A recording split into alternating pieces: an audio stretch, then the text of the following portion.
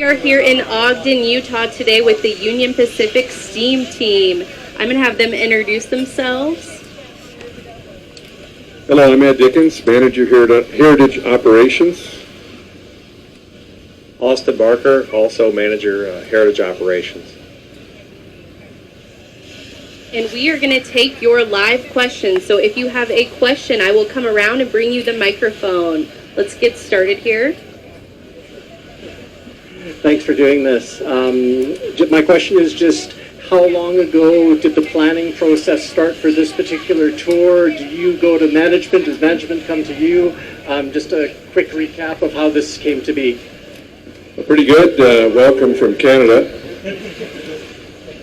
Well, the project actually began quite some time ago. It started in earnest in 2011 when we were going to do some significant rebuilding work on our other locomotives.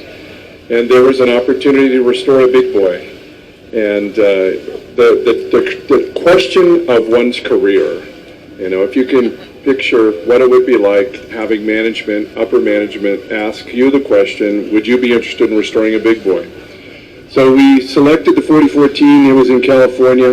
Of all the locomotives out there, they're going to be worn out and rusty. It sat out in California for 5 decades. And we returned it back here, and now here it is sitting in front of us. So it's been a fascinating journey for all of us. A lot of us, nearly all of us that were a part of the restoration are here with it. A few have retired and they're not here with us. But it's a big job, no pun intended. Disassembling a machine of that size, our plan from the beginning was to make it as good as we possibly could. So thank you for your question.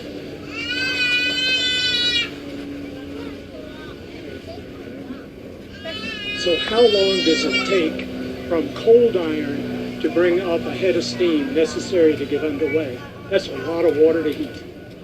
This question was, how long does it take to steam up? We get that question frequently. I'm going to turn the microphone over to Austin and he can give you the story.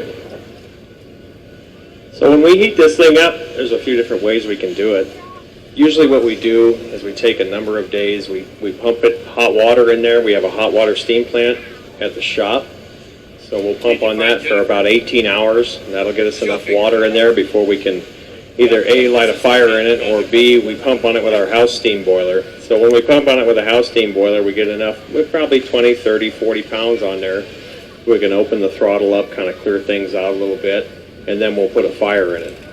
We do have the option to use compressed air to run the blower and the atomizer, and that's a way to light it up without having a steam plant.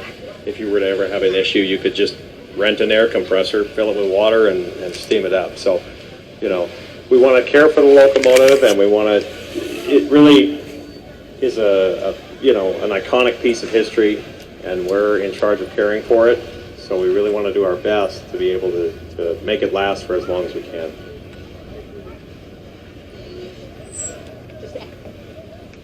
Yeah, so my question is, when you're out on tour like this, what does a typical day for you guys look like that the public doesn't see? So when you get up, do you have an early morning meeting with the team? Do you have like a huddle at the end of the day, like a lessons learned meeting? How does that go? This question was, what does a typical day look like on the road with a steam locomotive? And it starts early, as you mentioned. There's a lot of behind-the-scenes inspections that occur in the morning and there again in the evening. And that part of that work involves routine work, servicing, fuel, water, logistics. Right now we're doing that right. We've got the engine, what we call under fire, so the fire is actually burning in the firebox.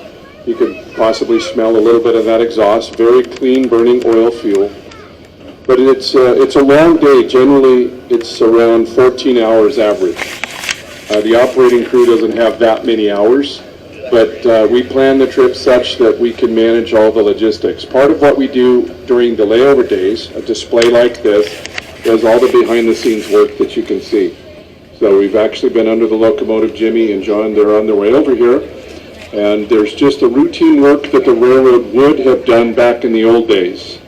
They'd bring the locomotive into a roundhouse, they'd run it over a pit, and there was a long list of inspection requirements that they needed to perform. A lot of the lubrication occurs outside. There's some lubrication that we do under the locomotive about every 500 to 700 miles. But we take really good care of it, as Austin mentioned. Well, real quick, I'll introduce John Stravino here. Jimmy's cleaning up. He was a little bit dirty. Thank you for the question. All right. Good morning. First of all, thank you for all that you guys do. I have a lot of technical questions I could ask about the big boy, but I think the question that is bearing most for me is, how do you get a job as cool as yours? How did that come to pass? How do we get a job as cool as this? Well, I'll start that off and I'll hand the mic to my colleagues. Well, this is a very special job, and from the outside looking in, I know it looks like a lot of fun, and there's many parts of the hours of the day that it is very fun. But this is 1940s technology. The days are long, as I mentioned into our previous question, 14-hour days. That's pretty much a minimum. Usually we're beyond that. There's a lot of hard work that occurs. We try to do the work on the shady side if we can, but things can happen with any big machine. We did experience an incident in California that required us to reassemble some components.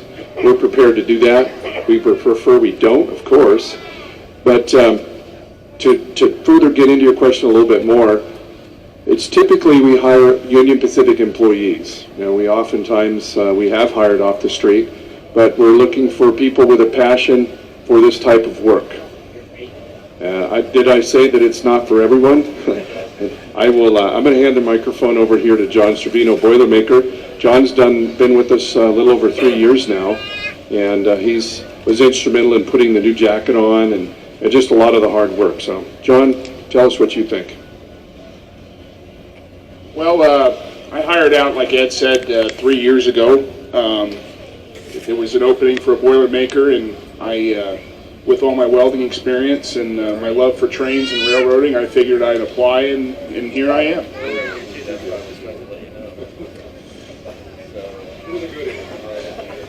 Ed says I interviewed good, so here I am. Well, he's being humble.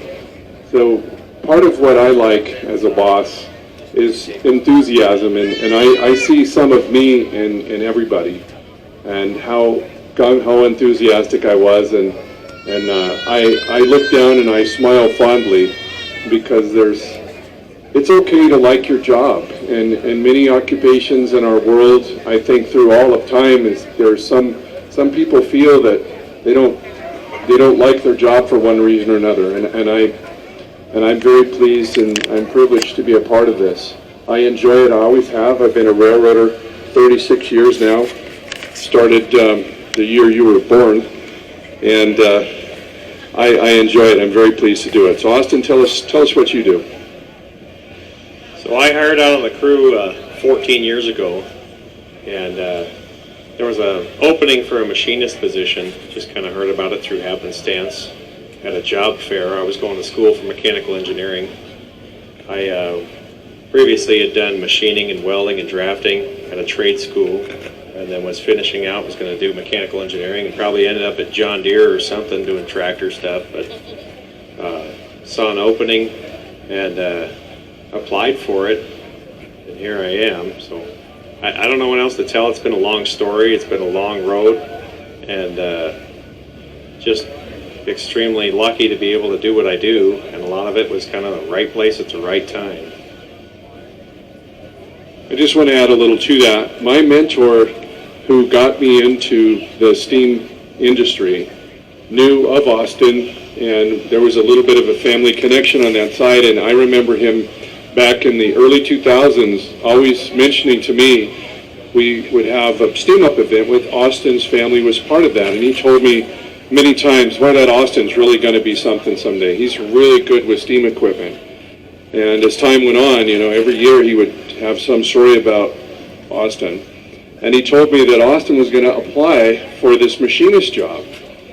And I had never met Austin, but his recommendation alone really helped pave the way. But Austin really is a fabulous machinist and a tremendous skill set, and he has that same passion that I spoke of before. So it's a privilege to be able to work with him. And we've done great work on the locomotive together with the support of all of our colleagues system-wide, and especially all of our support team in Omaha. So thank you, Austin. All right, we have a question over here. Thank you. What was the most stressful part of the restoration that you can remember, I guess?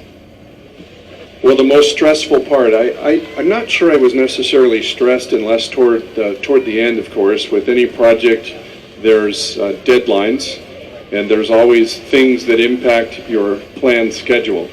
So just having the locomotive, getting it out and operating, we were very confident that it would operate well because we had taken the time to rebuild it in the way that we did. And that was part of our plan from the beginning.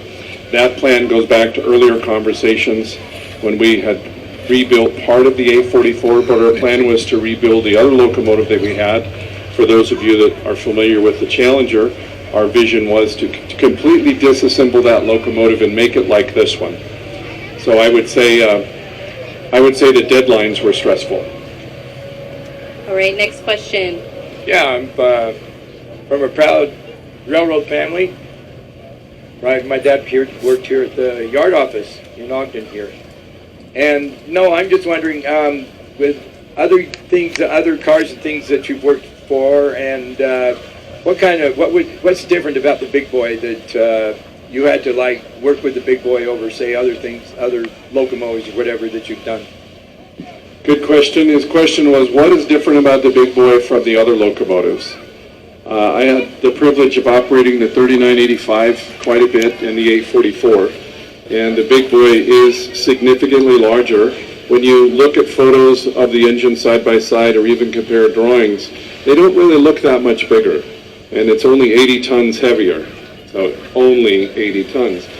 But the size of the locomotive is significant, and that requires a little bit more in-depth planning, particularly with clearances, bridges. The operation of the locomotive is very similar to the other three. They're all designed by the same designers with the same technology and the same methodology, the throttle design and all the valve gear. It's just a very large locomotive. This engine, it has more steam piping. So from the throttle to the cylinders, there's additional volume, and that requires a few little operational differences. I want to turn the microphone over to Austin, and he's been training as a student engineer here, and I'd like him to share his experience from the time that he's operated for many years, and that's what's important. You serve an apprenticeship on this crew, and you learn the machinery, and that apprenticeship teaches you all the nomenclature, and having rebuilt the locomotives, we know it very well. But to make that step, that transition to locomotive engineer requires the mastering of the skill of firemen. So Austin, tell us what you think. You know, I would say that this locomotive, it's absolutely huge. And the fact that we were the ones that put it together, we know that engine from top to bottom and left to right. And you can kind of visualize, at least what I do, the number of times that I've been able to run it now, you visualize kind of how big those steam pipes are and how long it is before the steam actually reaches the valve chest and then goes down into the cylinders. And when you're starting the locomotive early in the morning or you're moving for a rod spot, you crack the throttle open and you just wait. You just wait a little bit because it's filling all that cavity in there, all those steam pipes, everything's filling up. And you can tell when you go to move the throttle again, kind of what kind of steam pressure you've got in that valve chest because of how easy that throttle moves and how balanced it is. So you got to be really careful because there's a lot of power. You can slip the drivers, and that's not something you want to do when you're moving for a rod spot and you've got guys down there. So it's all about just knowing how big the locomotive is and how massive it is, and it's just a lot to take into account. All right, next question.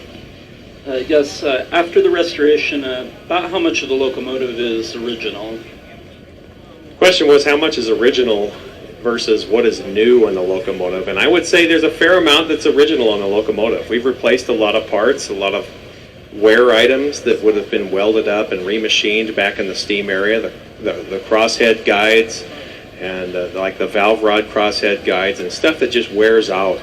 You know, back in the day they would have welded that stuff up and remachined it, and we just started over with new because the welding techniques that they had back in the day weren't what we have today, and it just wasn't necessarily the greatest work and not something that you want to put back in service. So to put a percentage-wise on the locomotive, the core machine is all original, but there's a lot of little smaller components that are new. So I would say probably 80-20, and Ed might agree with that, but 80% original, 20% new. Yeah, that was our secret sauce, our secret ingredient to having the locomotive ready in time. I remember when we had talked about restoring a big boy, and the very first time we got to look at it, I remember the look on your face. And, there's a lot of rusty parts. There was actually moss growing out of a few things. And so it's a very daunting project from that first impression. But taking a locomotive and taking old worn out parts off of an engine in a park and putting them on your engine, that wasn't what we wanted to do. Our plan was to do everything we could to make it as new as possible, so it would be reliable for many years and for future generations. All right, we have a question here. So I guess this is building on the last question about original parts. This thing was made in 1941, so for parts that did have to be replaced, did you have issues with them being out of production, and if so, how were those managed? Yeah, everything would be out of production on that machine from probably 1947 on. There's a lot of parts that were available on a shelf in some warehouse in some faraway terminal, but everything that we had needed to be rebuilt new. We have nearly all of the drawings, and they can simply be converted into a modern format, and you just go about designing it, re-engineering it, improving the design if you needed to, and we did do that on a few occasions. But our abilities with drawing and 3D printing and the CAD tool itself is something that will move a project along very quickly. I have a question. I've read that in the steam era that 1 out of 3 hours was used for maintenance of the steam engines. Is it about like that still? Her question was, how many hours do we spend working on it versus how many hours do we spend on running it? And that's a it's exactly that. It's 1940s technology. It requires hand lubrication, both in the soft and the hard grease. Manually filling the lubricators. We have extended the lube tanks. We've got extension tanks on those, which will get our lubrication right up to about 80 miles. And I'll let Austin share some of the details, because this machine is still 1940s. It will always be 1940s. That's the core nature of this machine. So tell us what it's like servicing this big beast. Well, as Ed mentioned, yeah, it's 1940s, so we're using 1940s technology with the grease guns to grease this.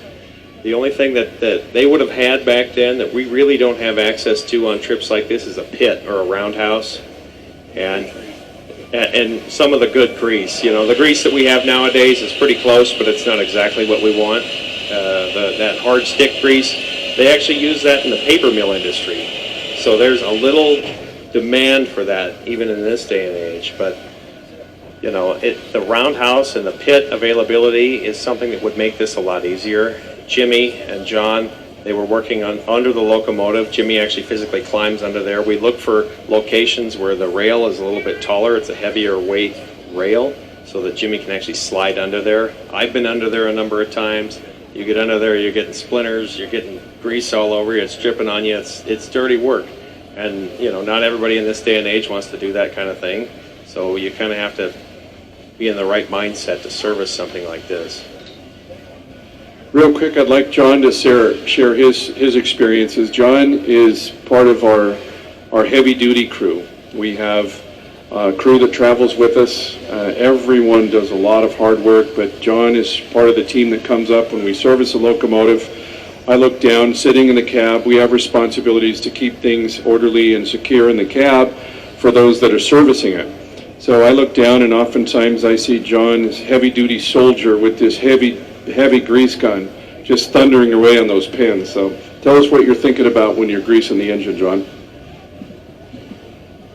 an ice cold soda pop and a ice cream bar in the air-conditioned break room in the tool car is what I'm thinking about. But no, in reality, you know, when I'm there, I usually work with Bruce Kirk, and him and I, we've got a rhythm. And whenever we do work, usually there's a rhythm and a pattern to it. And I work on the same side with the same person every time.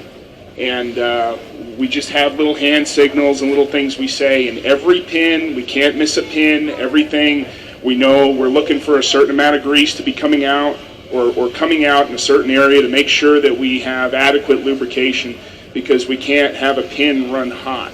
So it's very important to get the job done correctly, over quickly, I should say. And we get to do that every 50 to 75 miles. Good work, John. Thank you. All right.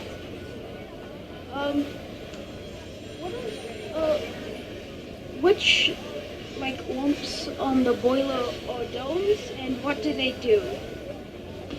He's asking about the protrusions on top of the boiler. So you can see the smokestack. You can see a little bit of smoke coming out of that. Right behind you see a valve, that's the whistle. And we have the forward sand dome, the actual steam dome, the safety valves there, and then we've got the rear sand dome. And back right in front of the cab we have what's called the turret casing. And that's where all the heavy-duty steam valves are, called turret valves. So these locomotives were designed with a specific look. I know it may not look sleek, but when they were designing the steam locomotives, they were a very utilitarian machine designed for rapid servicing and maximum service. They didn't want these things sitting around in the shop. So everything was designed based off of years of trial and error and years of good research and development. Exactly how we design locomotives today. Good question.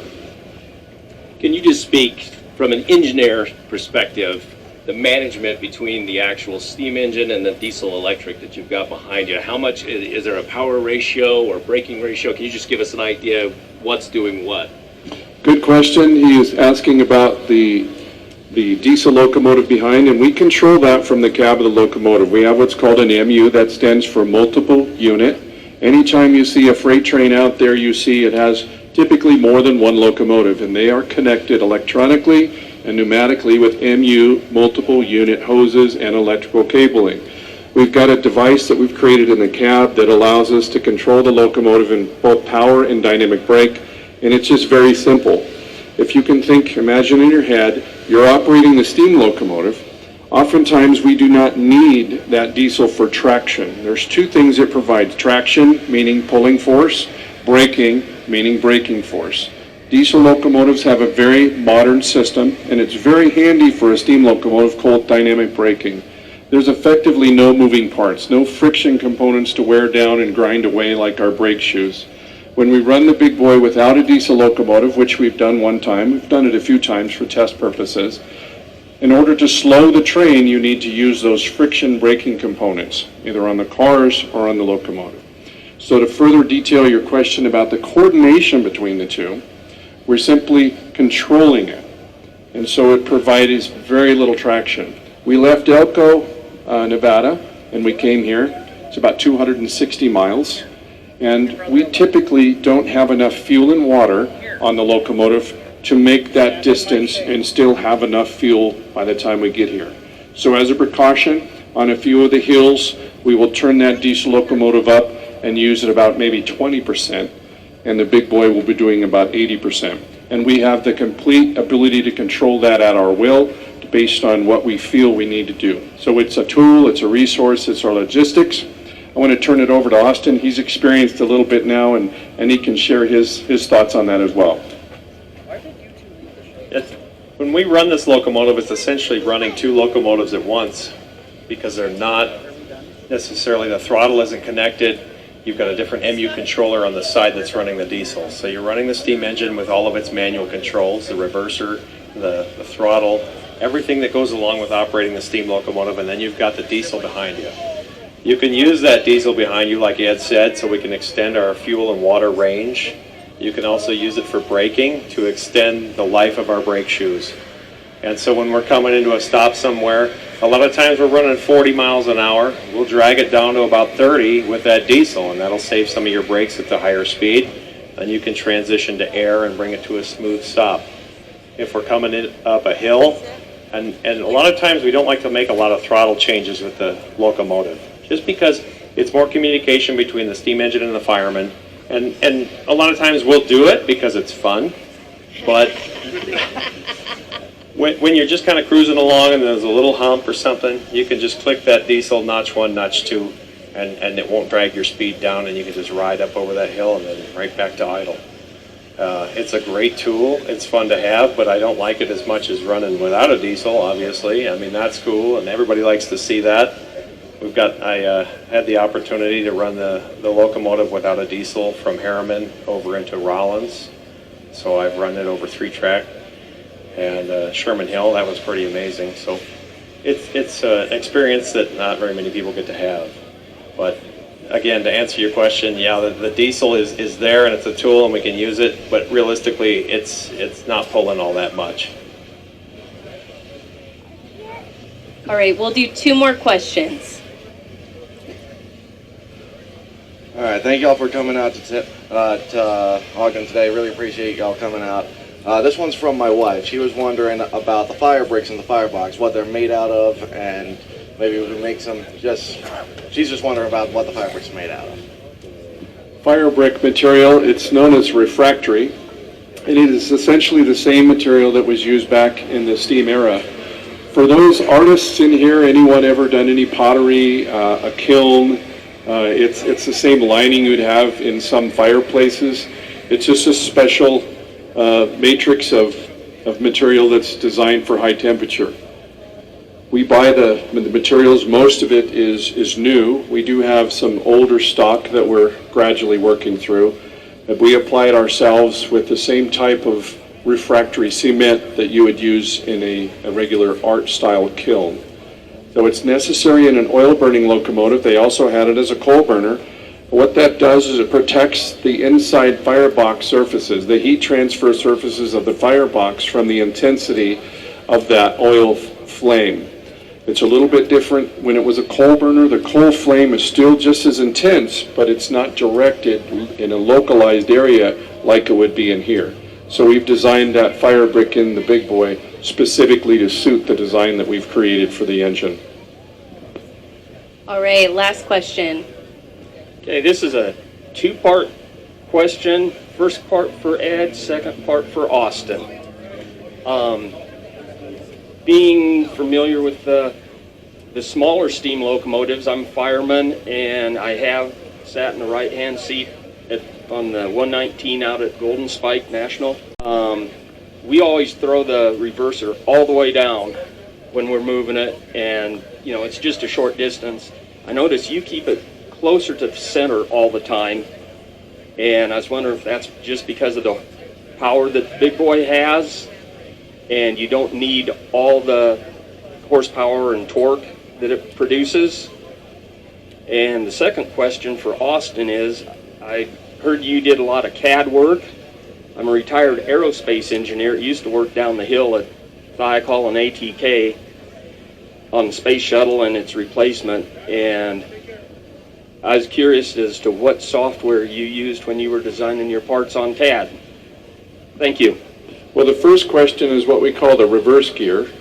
And for those familiar with the style of Walshart's valve gear on the locomotive, the rod that goes horizontal up to the valve is called the radius rod, and it rides in that eccentric link. And it's a function of efficiency, and there is a power component to that. If you operate the locomotive, what he referenced, we call that in the corner, meaning that it's all the way down forward, or the same would be true in reverse. You're admitting steam over a larger percentage of the stroke of the cylinder, and you don't need to do that. The steam is very powerful. If you're starting a heavy train, if you're working a train up a grade, when these locomotives were in service, you would see that again, I'm describing it, but for those of you not familiar with it, it's that horizontal lever. I know you look over there and there's 1,000 things on that locomotive, but it's a matter of efficiency. As we operate the locomotive, even with this train here, even with a heavier train, We call it the gear, as I mentioned. The gear is up a little bit, and that's a function of you're listening to the sound, the actual sound that the mechanism is making, and that's based on the amount of steam being emitted over the percentage of the stroke of the piston. Everybody paying attention to that? So what it does, it's a matter of efficiency, but that's how they operated the locomotive. And tell us about your CAD program. So the CAD program, there's a lot of great CAD programs out there. And as a railroad in general, we already had some Autodesk products. So we just went ahead with Autodesk, and I used Autodesk Inventor. It's a great program, a lot of powerful tooling. It's something that I use all the time. And yeah.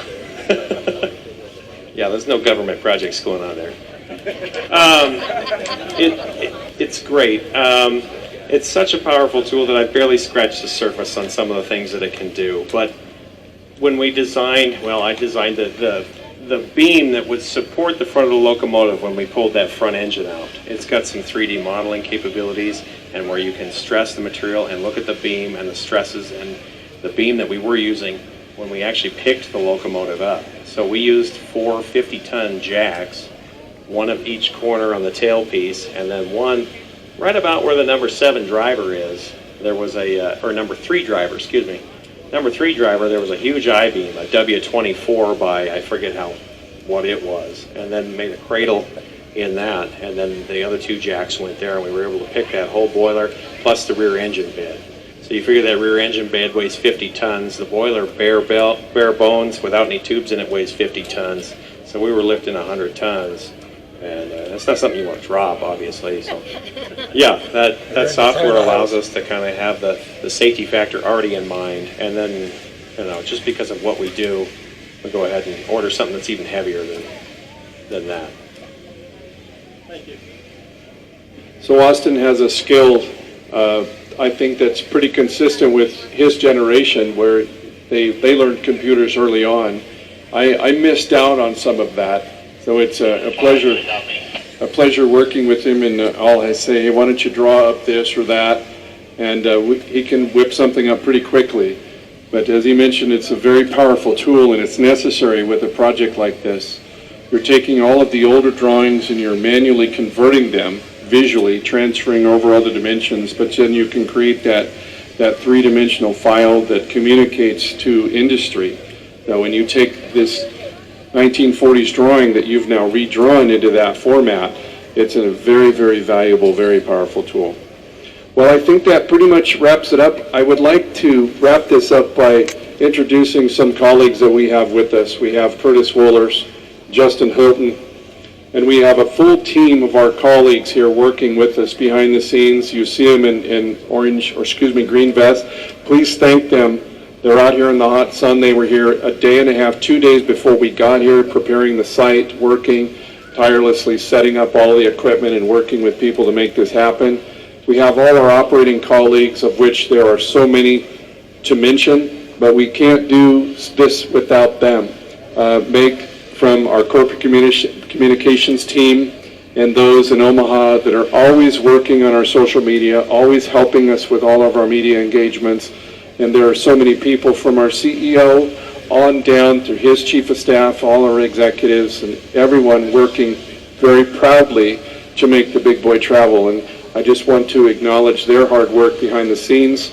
As the people that operate the locomotive, we're the visible front people, and we thank you for the support you give us, but we cannot do it without all of them. So we thank the Union Pacific for doing this, and when you see a UP employee out there, be sure to remind them and thank them for their contribution, because this locomotive cannot work without their support.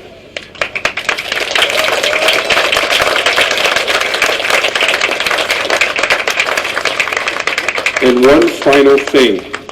I know many of you have heard our messaging, and how far back would we like you to stand from the locomotive? I didn't quite hear that. 25 feet.